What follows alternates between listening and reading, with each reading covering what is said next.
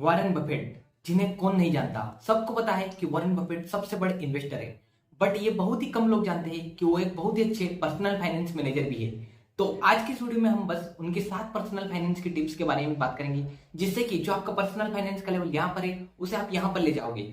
सो hi guys, मैं हूं कपिल सोंती। स्वागत है आपका मेरे चैनल पर, जहां पर आपको मिलता है इन्वेस्टमेंट, पर्सनल फाइनेंस और बिजनेस रिलेटेड कंटेंट, जिसका मेन फोकस है 1 मिलियन लोगों को फाइनेंशियल फ्रीडम अचीव करवाना। तो चलिए बिना किसी देरी के वीडियो को स्टार्ट करते हैं। तो वॉरेन बफेट की पहली पर्सनल फाइनेंस टिप है कि सबसे पहले अपने डेट को चुकाने की कोशिश करो। देखो यार, जितना जल्दी आप आपके डेट्स को चुकाओगे ना, तो उतना ही ज्यादा आप खुद को फ्री महसूस करोगे, और जितने आपके पास में एक्स्ट्रा पैसे बचेंगे ना, आप उन्हें कहीं ना कहीं इन्वेस्ट कर सकते हो। एक बार की बात है, वॉरेन बफेट के पास में एक महिला आती है और उनको $200 देते हुए बोलती है कि आप इन्हें एक बेस्ट इन्वेस्टमेंट ऑप्शन में लगा दो। तो वॉरेन बफेट उस महिला से बस सिंपली पूछते हैं कि क्या तुम्हारे ऊपर कोई कर्ज है क्या। तो महिला बोलती है कि मेरे ऊपर क्रेडिट कार्ड का कर्ज है, वो भी $1500। तो वॉरेन बफेट उसे पैसे देते हैं और बोलते हैं कि सबसे पहले अपनी डेट को चुकाओ, क्योंकि जब आप इन्वेस्ट करते हो तो कोई भी पूरी की पूरी गारंटी नहीं है कि 100% आपके पैसे बनेंगे। बट एक ये बात 100% श्योर है कि अगर आपके ऊपर लोन है तो वो तो आपको चुकाना ही चुकाना है। और हाँ यार, देखो एक और एग्जांपल है कि मान लो आपके लोन की रेट है 18% और आप इन्वेस्टमेंट से सिर्फ 12% रिटर्न प्राप्त कर रहे हो, तो ये तो मेरे हिसाब से एक बेवकूफी ही होगी कि आप 6% का हर साल लॉस कर रहे हो। मान लो कि आपके ऊपर 10 लाख का लोन है, तो सबसे पहले उस 10 लाख के लोन को पे कर दीजिए और उसके बाद में जितना ज्यादा एक्स्ट्रा पैसा बचता है उसको इन्वेस्ट कर दीजिए। क्योंकि 12% अगर आप रिटर्न कमाने के लिए अपने पैसों को इन्वेस्ट करते हो, तो उससे अच्छा तो है कि 18% पर अपना लोन चुका दो और बिल्कुल फ्री हो जाओ और चैन की सांस लो। देखो यार, कर्ज चुकाने के भी मैं आपको 2 तरीके बताता हूँ। पहला है कि आप छोटी छोटी जो डेट्स है ना, पहले उनको पे कर दो, ताकि उससे आपको मोटिवेशन आएगा और आप सोचोगे कि वाह, मैंने अचीवमेंट कर ली अब और नेक्स्ट करूंगा, और ऐसे करके आप छोटी से लेकर बड़ी डेट्स को चुका सकते हैं। और एक दूसरा तरीका यहाँ है कि जो सबसे ज्यादा इंटरेस्ट वाली डेट है ना, पहले उनको चुकाने की कोशिश करो, क्योंकि इससे यहाँ होगा कि जो आपकी इंटरेस्ट की एक्स्ट्रा एक्सपेंस जा रही है ना, वो बहुत ही कम हो जाएगी। तो आप ये दोनों तरीके में से किसी को भी यूज कर सकते हो और अपनी डेट्स को पहले क्लियर करने पर फोकस कर सकते हो।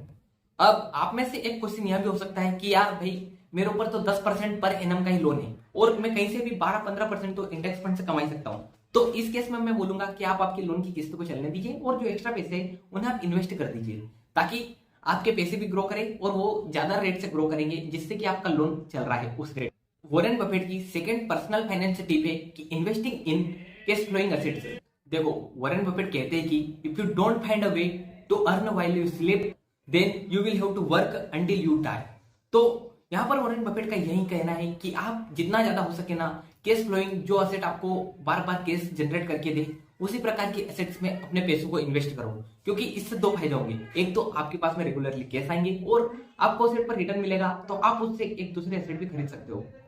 और देखो यार, आज के समय में तो बहुत सारी पैसिव इनकम जनरेट करने की अपॉर्चुनिटीज है। आप स्टॉक मार्केट में इन्वेस्ट कर सकते हो और वहां से डिविडेंड के रूप में इनकम अर्न कर सकते हो। आप किसी रियल एस्टेट की प्रॉपर्टी को खरीद सकते हो, वहां से आपको रेंटल के रूप में इनकम आए, या फिर आप किसी को उधार दे सकते हो, जहां से कि आपको इंटरेस्ट के रूप में हर महीने रेगुलरली इनकम आती रहेगी। पर हाँ यार, एक बात जरूर याद रखना, अगर आपको किसी एक सोर्स से इनकम आती है ना, तो बस उसी एक सोर्स पर डिपेंड मत रहो। आप एक से ज्यादा अलग अलग सोर्स को बनाने लग जाओ, क्योंकि मान लो आपको स्टॉक्स में आप पैसे लगा के बैठे हो और वहां से आपको डिविडेंड आ रहा है, तो उन डिविडेंड से उनको वापस इन्वेस्ट करो, क्योंकि इससे जब आप रीइन्वेस्ट करते हो ना, तो उससे जो पावर ऑफ कंपाउंडिंग है ना, वो आपको पैसों को बिल्कुल रॉकेट की तरह उड़ा देगी और आप बहुत ही कम समय में फाइनेंशियल फ्रीडम अचीव कर लोगे। वॉरेन बफेट की तीसरी टिप है focus on value with purchase.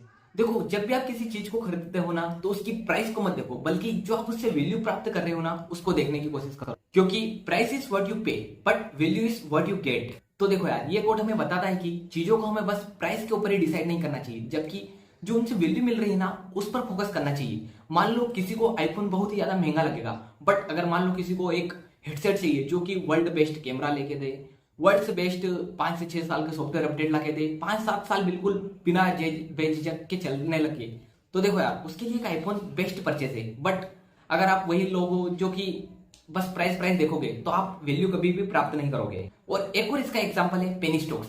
देखो, बहुत सारे अगर प्राइस की कीमत देखेंगे तो पेनी स्टॉक्स बहुत ज्यादा छोटे होते हैं, 5 रुपए, 50 पैसे, 1 रुपए, 2 रुपए, और अब बहुत सारे अपने पैसे लगा देते हैं इन्हीं छोटे छोटे स्टॉक्स में, और फिर सोचते हैं कि एक टाइम आएगा जब उनके पैसे ग्रो कर जाएंगे। बट अगर बिजनेस में वैल्यू ही नहीं है, तो आप चाहे कितने ही पैसे लगा लो, वो बिजनेस डूब के ही रहेगा। तो देखो यार, हमेशा फोकस करो कि आप कोई भी चीज खरीदो, चाहे स्टॉक्स खरीदो या फिर कोई चीज, तो उसमें वैल्यू पर फोकस करो कि आपको उससे वैल्यू क्या मिलेगी। अब ऐसा नहीं है कि आप हमेशा बस हाई प्राइस वाले चीजों को खरीदो। लाइक बहुत सारी चीजें ऐसी होती है जो कि डे टू डे यूज में ही आती है। अब आप सोचते हो उसमें भी हाई क्वालिटी देखा जाए तो मेरे हिसाब से वो कोई मायने नहीं रखता, बट आपको यहाँ पर डिसाइड करना पड़ेगा कि कौन सी चीज है जो कि मैं लॉन्ग टर्म के लिए यूज करूंगा, तो वहां पर मैं थोड़ा एक्स्ट्रा पैसा भी दे सकता हूँ। वॉरेन बफेट का फोर्थ पर्सनल फाइनेंस टिप है बिल्ड समथिंग ऑफ वैल्यू। देखो वॉरेन बफेट का एक कोट बहुत ही ज्यादा फेमस है कि someone is sitting in the shade today because someone planted a tree a long time ago. तो देखो यार, ये कोट हमें पेशेंस और लॉन्ग टर्म की प्लानिंग के बारे में बताता है कि यदि आप फाइनेंशियल सक्सेस प्राप्त करना चाहते हो तो अभी से कुछ ना कुछ वैल्यूएबल चीजों को करना सीखो।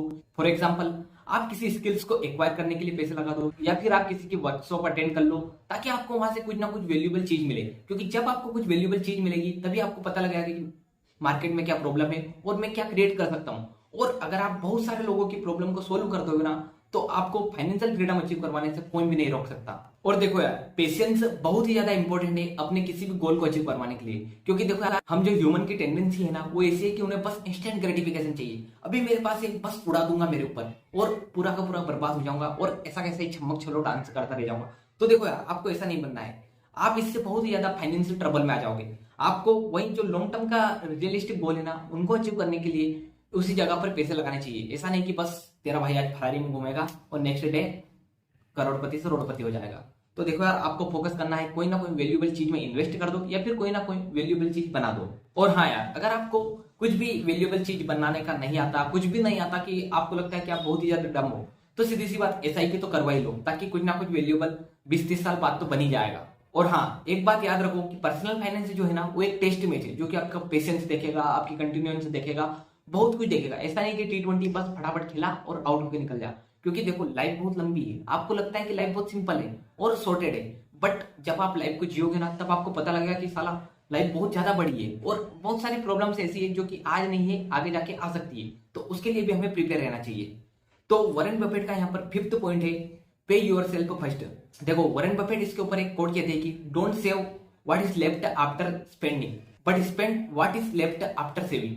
तो यहाँ पर वॉरेन बफेट का सीधा कहना है कि सबसे पहले सेव करो। और देखो यार, ये रिचेस्ट मैन ऑफ बेबीलोन जो बुक है ना, उसमें भी इसके बारे में बहुत ही ज्यादा डिटेल्ड में बताया गया है कि आपको सबसे पहले खुद को सैलरी देनी। ऐसा नहीं कि सबसे पहले मैं किराना का सामान लाऊंगा, गवर्नमेंट को टैक्स दे दूंगा, तो भाई आप बहुत ही ज्यादा गलत कर रहे हो। सबसे पहले आपको कुछ ना कुछ जो पैसा आ रहा है ना, लाइक आपकी इनकम है 10,000 रुपए, तो उसमें से 1,000 रुपए तो किसी ऐसे अकाउंट में लगा दो कि जहां पर किसी को पता भी नहीं होना चाहिए कि ये इसके पास में अकाउंट है, और आपका खुद का भी उस अकाउंट पर कंट्रोल नहीं होना चाहिए। तो इससे क्या, आप खुद को पे करोगे, और जो भी अमाउंट आप खुद को पे करते हो ना, उसको बस उसी अकाउंट में पड़े मत रहने दो, बल्कि उसे कहीं एक ऐसी जगह पर इन्वेस्ट कर दो जहां से वो आपके लिए कुछ ना कुछ रिटर्न कमाता रहे, ताकि लॉन्ग टर्म में वो आपके लिए एक एसेट जनरेट कर देगा और वो एसेट 1 से 2 बना देगी, 2 से 4, और आप फाइनेंशियल फ्रीडम अचीव कर लोगे।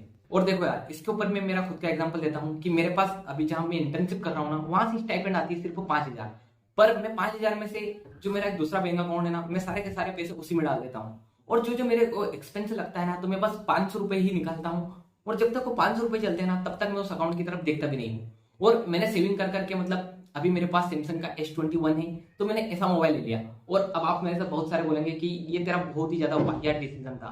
तो देखो यार, मेरे को वीडियो रिकॉर्डिंग करनी थी, तो मेरे हिसाब से एक अच्छा डिसीजन था कि मैंने एक सेकेंड हैंड मोबाइल देखा मेरे दोस्त के पास और उसको खरीद लिया। देखो यार, अब वही पॉइंट रिपीट हो रहा है कि अगर आपको वैल्यू चाहिए तो कहीं ना कहीं से तो वैल्यू लानी पड़ेगी। तो देखो यार, मैंने तो सेकेंड हैंड लेके पैसे भी बचा लिए और वैल्यू भी प्राप्त कर ली। वॉरेन बफेट की 6th पर्सनल फाइनेंस टिप है और स्पेंडिंग मेक्स यू पुअर।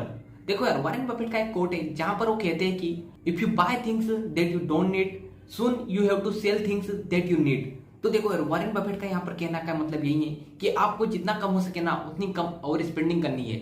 और मैं तो कहूंगा कि स्पेंडिंग ही करो, ओवर स्पेंडिंग तो करना बिल्कुल बंद ही कर दो। देखो, मैंने बहुत सारे लोगों को देखा है कि जो कि क्रेडिट कार्ड की उधारी ले लेते हैं, वन टाइम लोन ले लेते हैं, इधर से लोन ले लेते हैं, अपने दोस्तों से उधारी ले लेते हैं। तो देखो यार, आपको इन चीजों को अवॉइड करना चाहिए, क्योंकि जितना ज्यादा अगर आपके ऊपर लोन रहेगा या फिर आप जितनी ज्यादा ओवर स्पेंडिंग करोगे ना, उससे उतनी ज्यादा आपकी आदतें बिगड़ेगी। मान लो आपकी इनकम 1 लाख है और अगर आप ओवर स्पेंडिंग के चक्कर में 2 लाख 1.5 लाख के आसपास का खर्चा कर रहे हो पर मंथ, तो ये कहीं भी सेंस नहीं बनाता कि आप 1 लाख रुपए क्यों कमा रहे थे। तो देखो यार, यहाँ पर अश्विनी ग्रोवर का एक ही डायलॉग याद आता है कि भाई तू ये काम छोड़ दे, तू ये धंधा छोड़ दे। तो उसी प्रकार आपको ओवर स्पेंडिंग बिल्कुल कम से कम करनी चाहिए। देखो यार, बहुत सारी चीज ऐसी होती है जो कि नई गैजेट, नया मोबाइल हमें बस दिल साला ऐसा करता है कि ले ही लूँ ले ही लूँ ले ही लूँ, बट आपको खुद पर कंट्रोल करना है और जितना ज़्यादा हो सके ना उतनी कम स्पेंडिंग करनी है, क्योंकि आपको फर्क करना आना चाहिए कि क्या नीड है और क्या वांट है। देखो कुछ चीज़ें ऐसी होती है जो कि आपको जरूरी चाहिए, लाइक रोटी, कपड़ा, मकान और इंटरनेट, तो ये आपको चाहिए ही सही, पर वांट में ऐसा हो कि मेरे को तो आईफोन ही चाहिए, मेरे को तो गुच्ची पराठा के कपड़े चाहिए। तो देखो यार, आपको आपकी नीड को तो फुलफिल करना है, बट जो वांट है ना उनको कट से कट करके कम लाना है। और यहाँ पर आप 50-30-20 रूल का भी इस्तेमाल कर सकते हो कि आप 50% पैसों को नीड में खर्च करो, 30% पैसों को वांट में खर्च करो, और जो 20% पैसा बच जाता है ना उसको कैसे ना कैसे करके सेव करो। और देखो यार, लास्टली मैं एक ही बात कहना चाहूंगा कि बस अपने पैसों को सेव ही मत करो, क्योंकि सेव भी अगर आप पैसे को करते हो तो 7% की जो इन्फ्लेशन है ना वो आपके पैसों को बिल्कुल वाइप आउट कर देगी। तो जो आप पैसे सेव कर रहे हो ना उनको हाथ जोड़कर निवेदन है कि इन्वेस्ट भी करो, चाहे आप छोटा अमाउंट इन्वेस्ट करो, बट करो, क्योंकि आपका जो आज छोटा सा पौधा लगाओगे ना वो बड़ा होकर आपको बहुत ज्यादा फल देगा। तो अभी से अपने पैसों को इन्वेस्टिंग करो और एक अच्छा खासा रिटर्न जनरेट करो, क्योंकि यदि आप बस 1000 रुपए पर मंथ भी 40 साल के लिए इन्वेस्ट करते हो और आपको टिपिकली 12% का रिटर्न मिलता है ना, तो आप करोड़पति बन जाओगे। और इसका कैलकुलेशन मैं आपको स्क्रीन पर दिखा दूंगा। तो देखो यार, कंक्लूजन में मैं एक ही बात बताऊंगा कि पर्सनल फाइनेंस एक ऐसी चीज है जो कि आपको कंटिन्यूटी बेसिस पे करनी है। ऐसा नहीं कि आपने एक महीने बहुत ज्यादा सेव कर लिया, एक महीने बहुत ज्यादा बजट बना लिया तो भाई अपन ही भगवान है, तो ऐसी फील आपको नहीं आनी चाहिए। बल्कि पर्सनल फाइनेंस अगर आपने एक महीने में 5000 की इनकम थी और आपने उसमें से 4500 का खर्चा कर दिया, तो आपको अगले महीने ये देखना है कि मैं कैसे करके 4400 भी अपनी इनकम को रोक लूं, मतलब अपनी एक्सपेंस को रोक लूं, सॉरी गलत बोल दिया।